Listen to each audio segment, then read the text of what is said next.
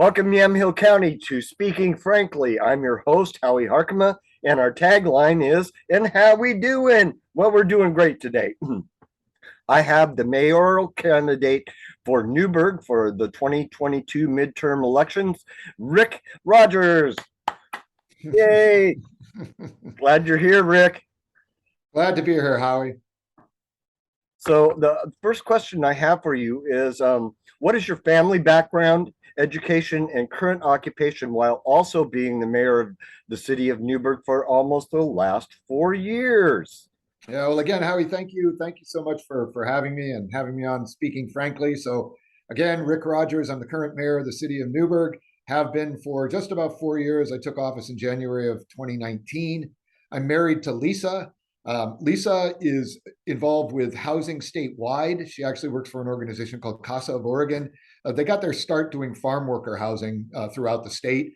Now they've moved into a variety of other housing areas, including, which to me is very exciting, moving manufactured home parks from single ownership, often offsite ownership, to resident ownership. So it's a very cool program that's happening statewide.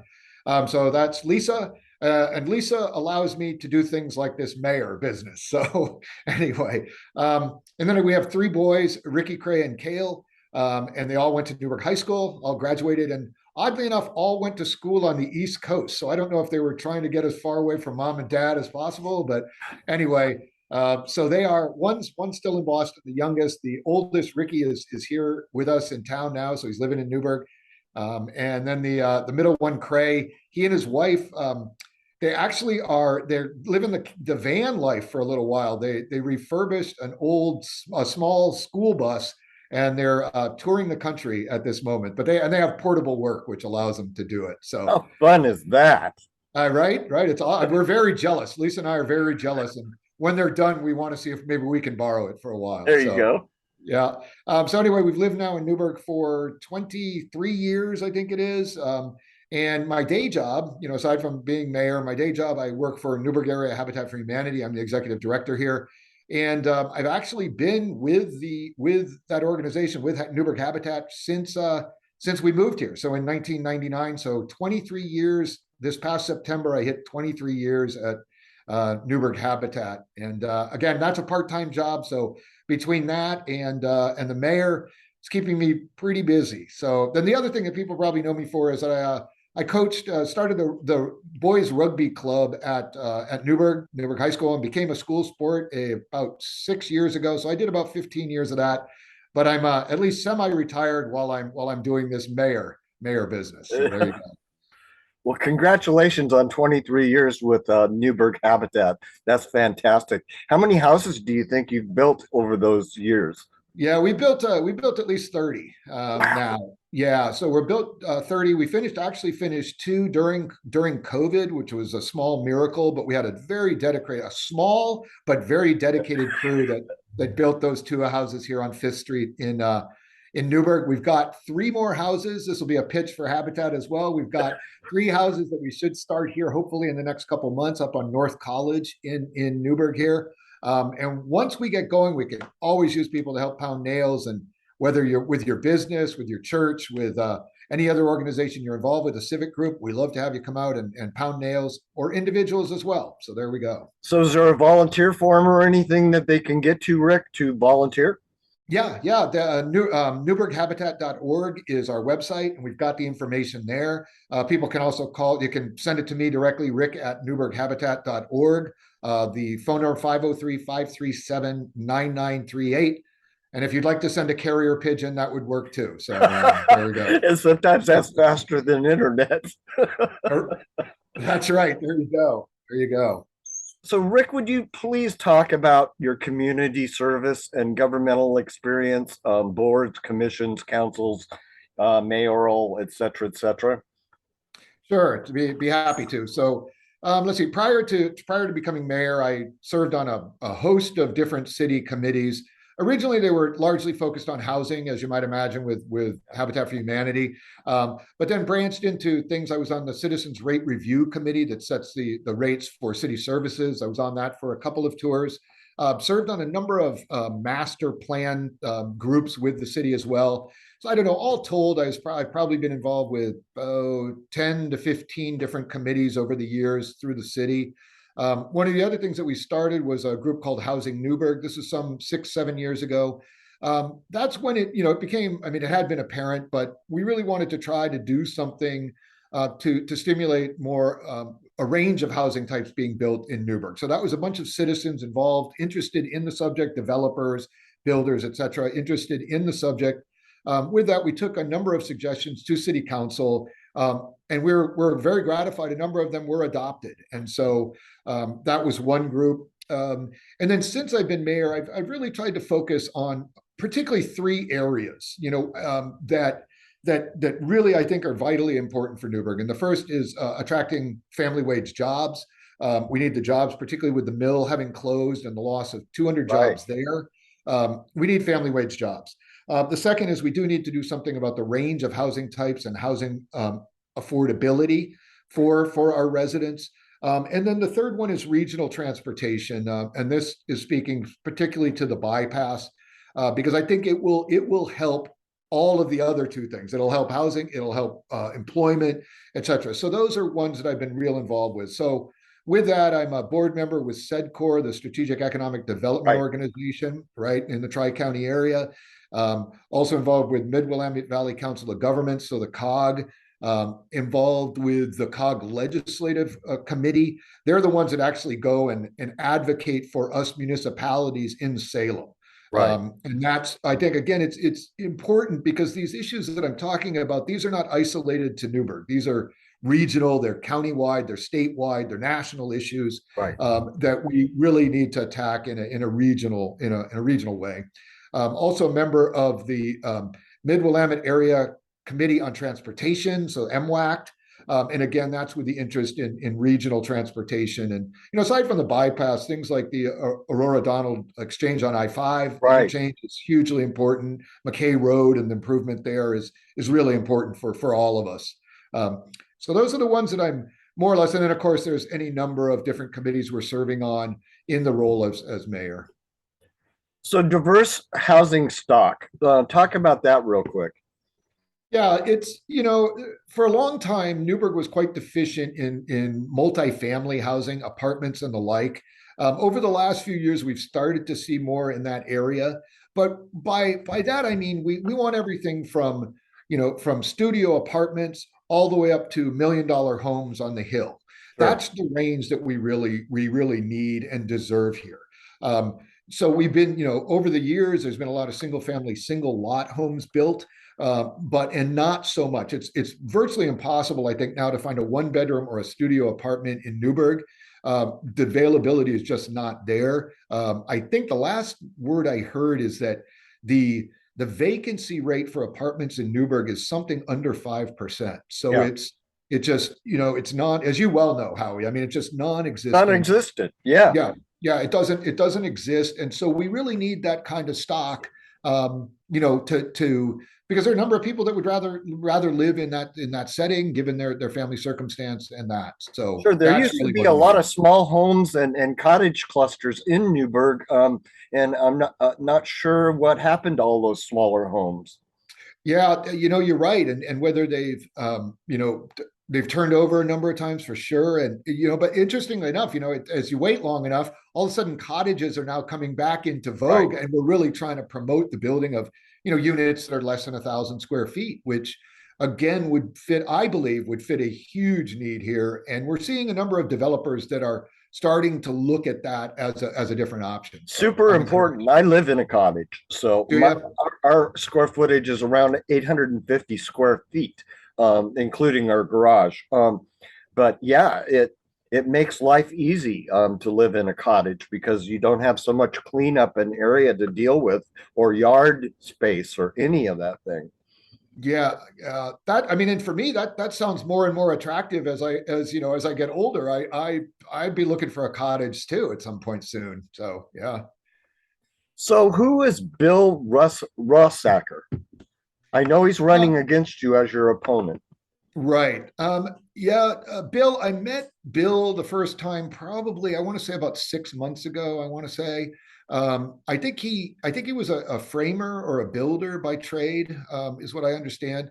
So I don't know him well. I think we sat down and had coffee at one point. The first time I met him, he was actually circling a petition against urban renewal, and was trying to gather signatures to take the urban renewal district to a vote of the people.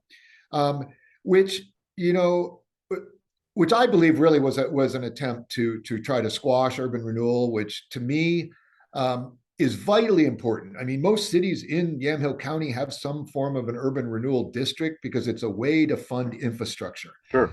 I mentioned the mill site at the beginning, at the top of the show, as it were, and Right. um, we have to get infrastructure in order to support and attract that business. Right. Urban renewal allows us that. The other thing that it allows is since it's focused on the south side of Newberg, so south of 99, there's a lot of area there that we believe could stand some redevelopment, and particularly in terms of, like you say, cottages, this kind of thing in that southern area. The problem is the water flow in that area is so low that we're worried about fire protection. And so Oh, that if you tried to increase, so this it's really urban renewal is really an essential tool in order for us to get that readied for businesses to come to town or to expand, or the ones that sure. are here to actively expand. So And it's uh, some of the only land that you've got available. yeah, I mean, most of our land is tied up, and it's certainly really the only industrial land that we have Right. that's available. And it's been in some ways it's heart wrenching for businesses in Newberg to say, "Gosh, we'd love to stay. We want to keep expanding, but we simply don't have a room." And so this will allow that. So anyway, so back to Mr. Rossiker. So I met him originally. Then I talked to him really just try to understand what his opposition to urban renewal was.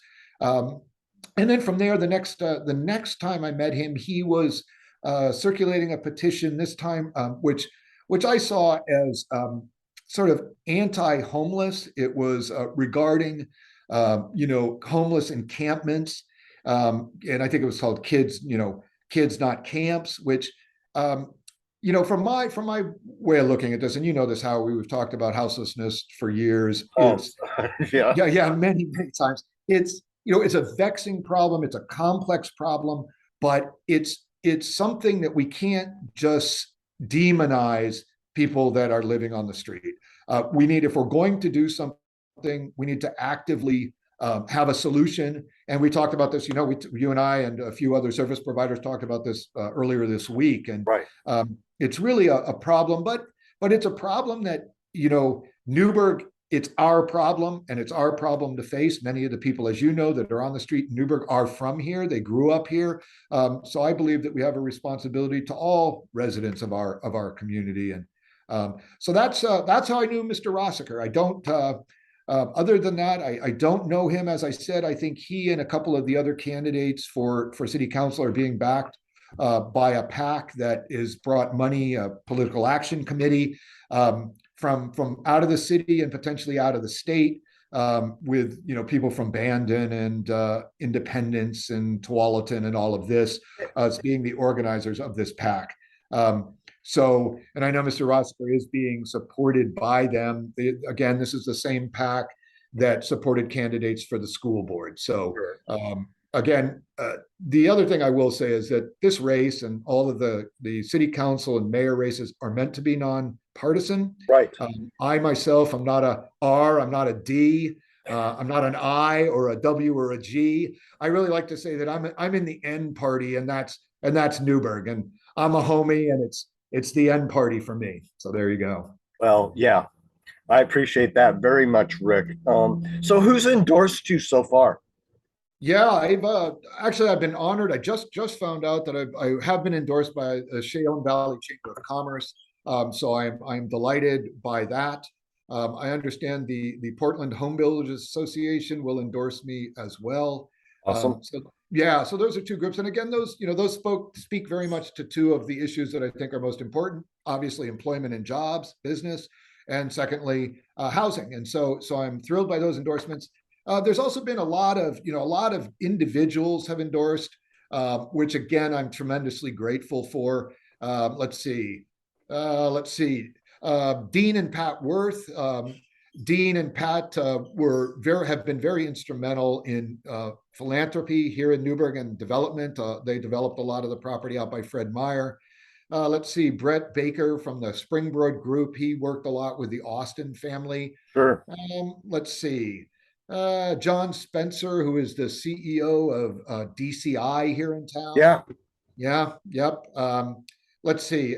Bill Rogers and Bill and Maureen, who owe Chapters Books and Coffee. Right. Dr. Robin Baker. Let's see. Yeah, from George Fox. Yep, yep. Although the one thing that I do have to be careful is that he is endorsing individually. The university tends to not want to endorse. Of course. So, of course. Right? Let's see. My dear friend Jim, our dear friends Jim and Melody McMaster. Jim was the high school water polo coach for years and years here in Newberg, along with working for CPRD. And Jim, actually, I have him to thank for our three kids getting through high school and into college in many ways. They all played water polo. So, and let's see. And like I said, Chelan Valley Chamber of Commerce. So there's a whole list. In fact, I've got a list on my website, rickrogersformayor2022.com. And that has a whole list of the folks that have been kind enough to endorse. So, yeah. So let's look into Newberg's future. Let's talk about jobs, police, fire, public safety, affordability, equity, diversity, inclusion, taxes in the future, and partnerships. Right. Well, jobs, we touched on jobs a bit. Really, right. I think the key is going to be the mill property. That's really the location where we can bring in industry. And I hope very much that it'll be traded sector industries. Manufacturing would be ideal.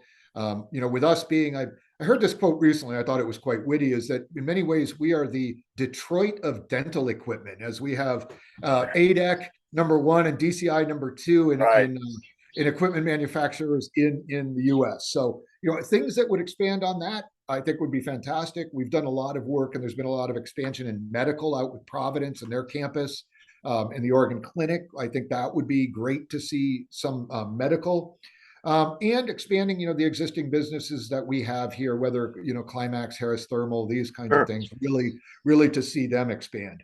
You asked about police.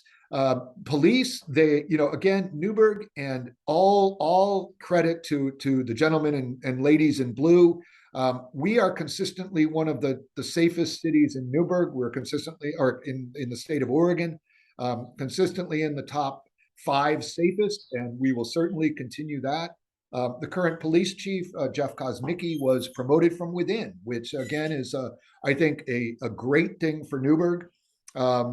Let's see, fire, TVF&R doing a great job with us. They've really partnered in different areas. We were at that meeting with houseless providers, right. And TVF&R was kind enough to be there, as as often they respond to medical emergencies with folks on the street, et cetera. And overdoses and all kinds of overdoses, all that. Yeah, all of the above. Like we said, public safety, yes, very much a forefront. Affordability, we're really, that's an area that we are really attempting to work on.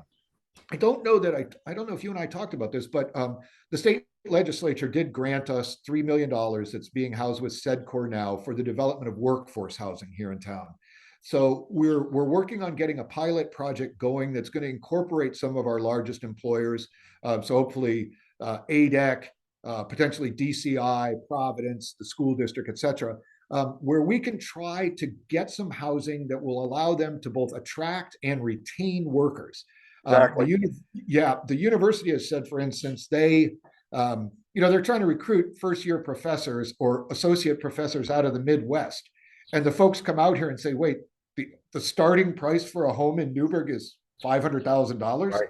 How am I going to pay that on a associate professor salary? So we really need to try to work with the provider. So as I mentioned, that's real exciting. We hope that that will be something that we can work towards. The group that we convened here this last week, trying to look at a more holistic view of houselessness here in town. I'm excited that we can really, drill down on some of the data in Newberg itself, find out where we stand, what services are being provided, and probably more importantly, what services are needed. And I think that's something that, while the city of Newberg may not be able to actively do a lot of the work, we can advocate and we can encourage.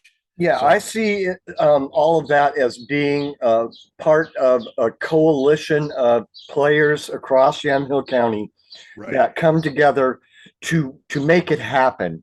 And I'm not saying specifically Newberg, I'm not saying specifically McMinnville, but um, the idea of a coalition garners more input and output to the legislature, and I see that as a must.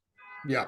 Well, I mean, even from that last meeting where, you all said immediately, we don't have and we need a detox center in this county. Yamhill County, yep. Yamhill County needs it. And, that kind of thing, if we can advocate for that, like you say, on sort of a regional basis to the legislature saying, hey guys, we've got this, this would be a big help. That's something I think we could collectively do. And I Yeah. think that'd be great. Yeah. And I think the collective is super important. You only have as much power as one player doesn't have much, but a group of people working together towards a common goal could help that. Yeah, yeah, I think that's true. One example that I've really seen over the last 4 years, particularly when I've been more directly involved, is the Parkway Committee, or the folks advocating for the bypass. Right. I've heard, excuse me, time and time again. I mean, that's a large group of people run by Dave Haugeberg for now decades and decades. Right. But that group of people, really comes together to try to make sure that we can get this bypass completed.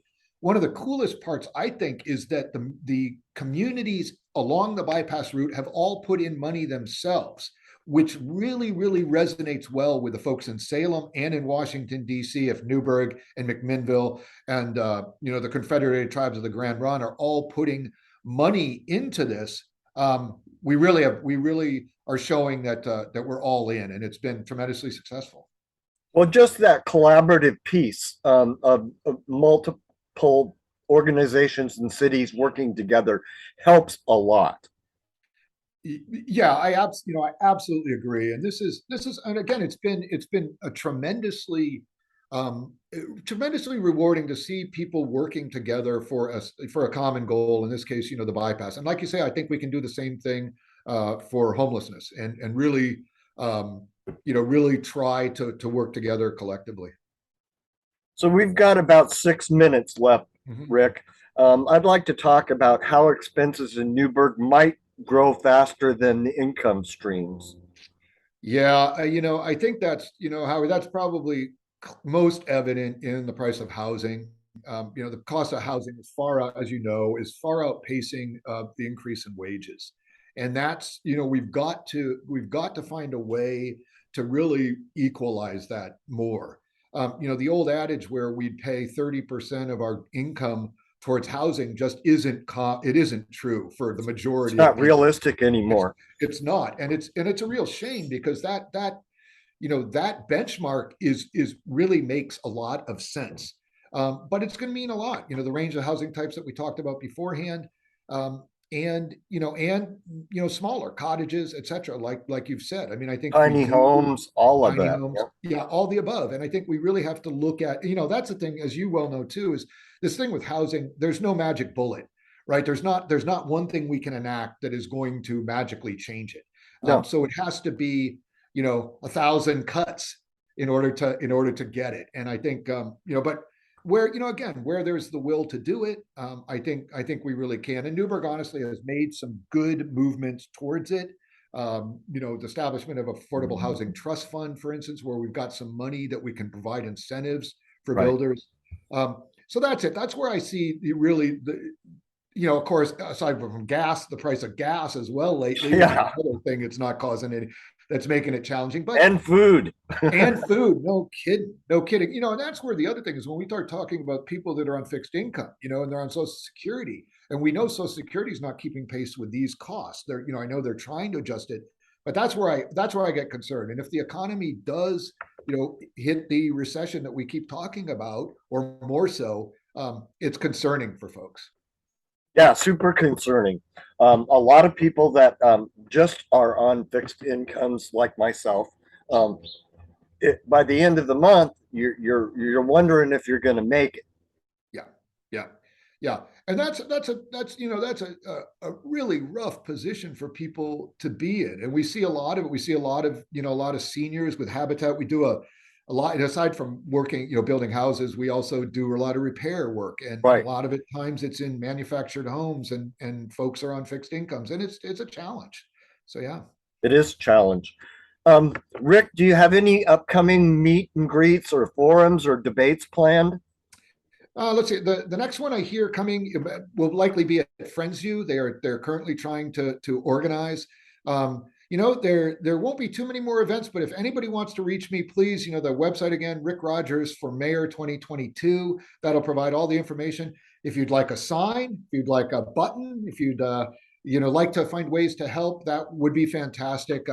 The one And thing I how will can they say, get a sign, Rick? Where they do can they send get me it? yep, they can send me an email and we'll get one delivered to them, and we'll happily do that. So a sign would be great. The one thing I will say to voters out there, this important. This election is real important. It's going to be important on the direction that Newberg takes. And the one final thing I'd like to say is that, well, one of the most gratifying things, we recently did some feedback regarding the city manager who has not been in for a year, but we got some feedback. And one of the things that we heard, and those who have followed City Hall and Newberg know that it's not always been the smoothest sailing at City Hall. But I'm happy to say that some long-term employees, and particularly department heads, have said that the atmosphere, the workplace atmosphere at the city of Newberg, is the best it's been in 25 years. That's And awesome. that is awesome, because if you have a happy workplace, you will have in turn happy customers. And Yes. that's all the residents of Newberg. So Yes, it's like having a happy wife. that's right. Happy wife, happy life. That's what Yes. they say. That is So, right. do you still need volunteers, and how can community help and assist you in your efforts to be reelected? Yeah, so again, put out signs, help us canvass, get out the vote. Talk to your neighbors, and really make sure that people know this is important. That it's again, like I say, I'm in the end party. I'm here for the good of the community. I'm not going anywhere. I have no other aspirations. It's this is it, and I really am doing it to serve. And and I hope people will see some good in that, and they'll see some good in the last 4 years. Yeah, I think that they have. I would say that partisanship has its place, but working together as a community has a more important factor than that. Yeah, I absolutely agree, Howie. As we said early on, it's the water flowing to your house, the toilets flushing through the sewer treatment plant. They really don't care if you're an R or a D or an I or a W or whatever it is. We still have to have those functions, and that's a large part of what municipal government does.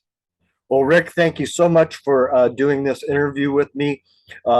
Stay on with me for a minute after I shut down the recording, and we'll talk. Thank you very much for being on, and thank you for watching Yamhill County